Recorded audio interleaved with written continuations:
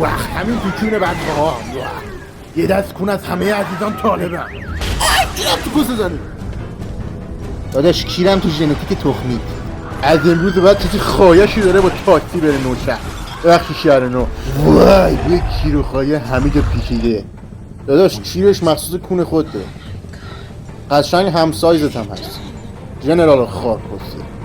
اصلا نمیشه یه حال دیگه ایم ها. داداش موشک بندازیم لاغاچ کونش. کیرفشنگی رو بیار. میخواستم بره زنم نگرش دارم ولی الان وضعیت اضطراری هیچ کاری نمیشه کرد. این دالگش گایو.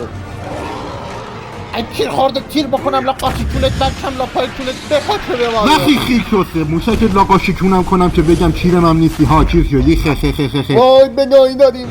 چی شد پسر خوب بگاهی دادی؟ تو باشی دیگه از این بگاهی یا نه جوری مادرت بگم که 4 دست پا برینه. یه کیر دارم اندازه دستم میکنم تو کال خاندانت. این ماشین رو ماشین کونه به چسبید و در برید.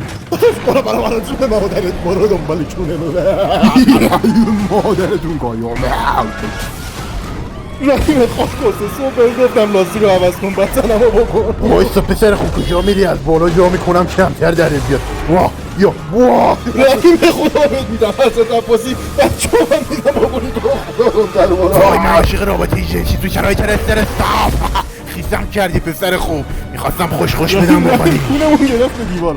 وای این پسر خب یه چیل دارم به این قد قامت تو آقایش فرمونو بکن تو کونه.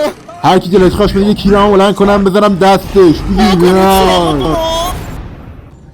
کونه هممونو گذاشته تازه اونم بدون روغن. مادرشو میگم یه جور میکنمش نتونه راه بره. بابا چی کس میگی؟ یه بار اومدی خونمون بهت دادم به نفس افتادی. نه نمیخوام واقعا بکنمش که میخوام مادرشو بگم. آقا جون اگه چورت گذاشتی انقدر میدم بکنتم که کمرش خالی شه. منم پاره میشم ولی خب ارزششو داره. یک کلام بگو میخوام کون بدم دیگه. فرود بیا این کونشو نه ارتفاع رو ببر بالا آقا. میخوام فرود بیام رو کیرش. کونیه بیشتر ماهیا سوراخ عقب آقا کنین میخواد بری کونشو بده. وایسا کونه خود داره گام میگه دیگه کفترم نمیتونه کنین. کجا داری میری اصول؟ میدونم من بهت کم دادم شاید خیلی زیاد بهت ندادم ولی باور کن اگه نری بهت میدم. دیگه دیر شده دیگه من دیگه کونی شدم. باید همون اول میدادی. حالا ربارت کن بیاد. کیرت کردم لب نمیدم. برو کسه نمر. واو مادر تو گاییدم. ای ریدم به خودم. بگاه رفتی که